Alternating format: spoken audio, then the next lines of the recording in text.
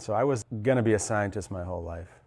I loved math and science when I was growing up. And I got to college, and you take those kinds of things, and they become quite arcane the more advanced that you get. The reality is I realized the practical sides of the science is what I was interested in, and so I applied to law school. I was at my first law firm, a wonderful law firm in Chicago, and I got a call from a partner who said, "Hey, you have a chemistry degree. Do you want to do patent litigation? You know, most people with chemistry degrees want to do patent litigation."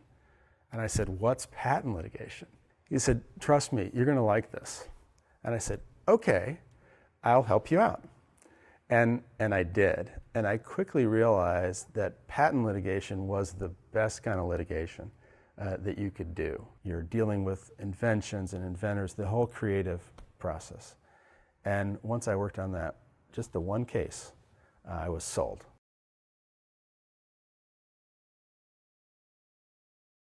I think a recent career highlight is the success we had for Gilead in preventing Merck from enforcing its patents against Gilead's sofosbuvir.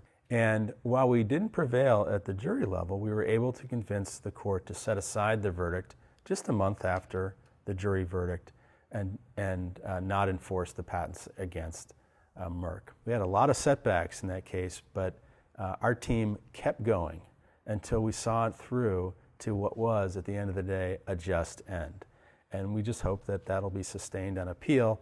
That'll be another year and a half from now, but I'm very proud of the role that I played in that case in arguing the motion where the court ultimately set aside the verdict. Another highlight is the Mayo versus Prometheus case, where I represented the Mayo Clinic in its groundbreaking Section 101 challenge to a patent. The case is very controversial and has to do with whether or not one can patent natural phenomena. We went up to the Supreme Court not once, but twice. And while I didn't argue the case there, was the key person on the Supreme Court case for strategy.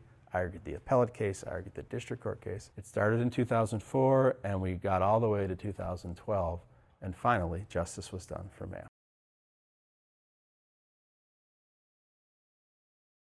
The future challenges in life science litigation are many. One is the political, and anybody who picks up the newspaper can see the debate we as a society are having over the role of pharmaceutical companies, the role of the government in healthcare, and the role of innovation. That political debate bleeds into every pharmaceutical case that you try before a judge or a jury. Tied to that, but I'd put in a separate category, are new kinds of treatments for which we have new legal regimes. The one that readily comes to mind is something called biosimilars, which, loosely speaking, are generics for drugs that are not chemicals, but are biologic molecules. And that's going to be a subject of some huge battles in the near future between those companies that think they ought to maintain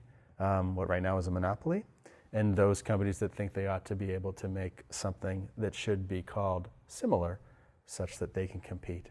And that is really going to be a hot topic in the next 10 years.